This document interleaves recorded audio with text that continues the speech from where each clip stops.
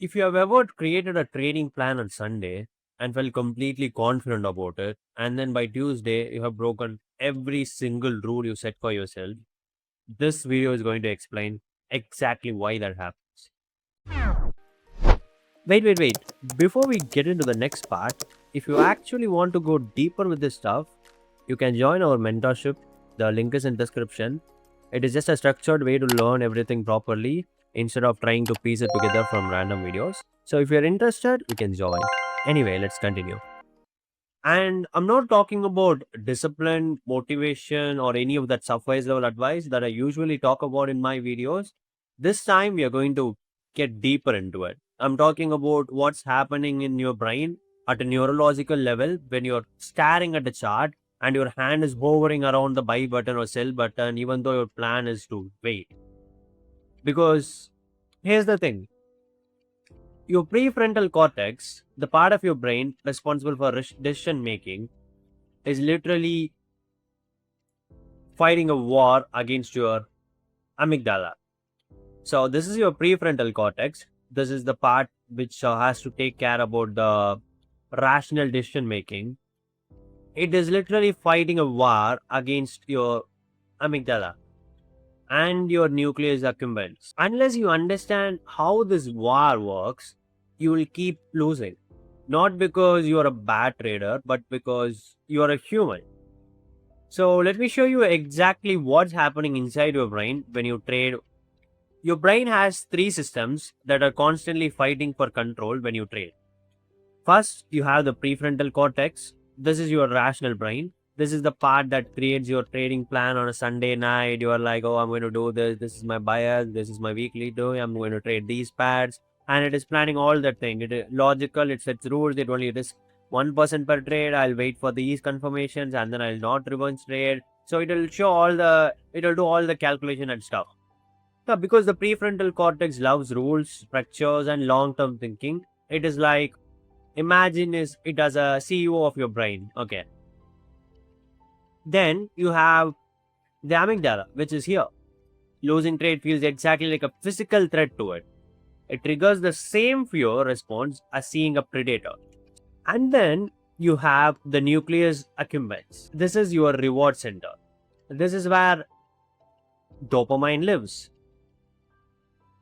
Every time you place a winning trade, this part of your brain lights up like a Christmas tree. It feels amazing. It is like, oh, this is the best thing ever has happened to me. Your prefrontal cortex says, wait for confirmation. Your amygdala says, but what if we miss the move? Like, what will happen if I miss the move? FOMO is a threat.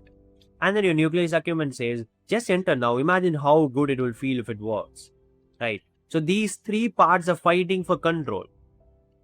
And we all know which system usually wins.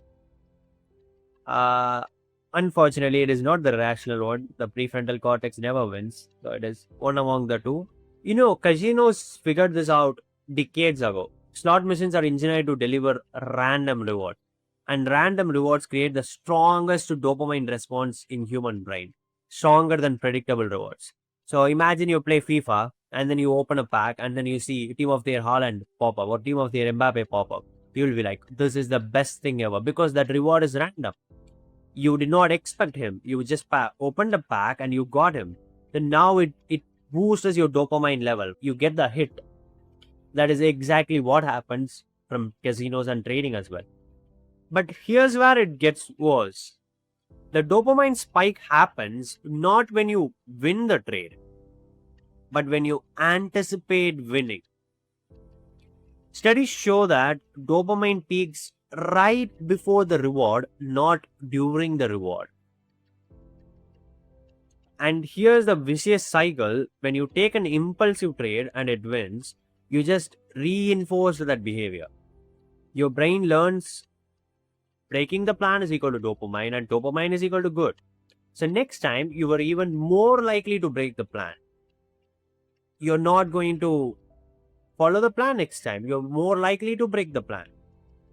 But when you follow your plan perfectly and the trade loses, your brain learns following the plan is equal to no dopamine, which is equal to bad.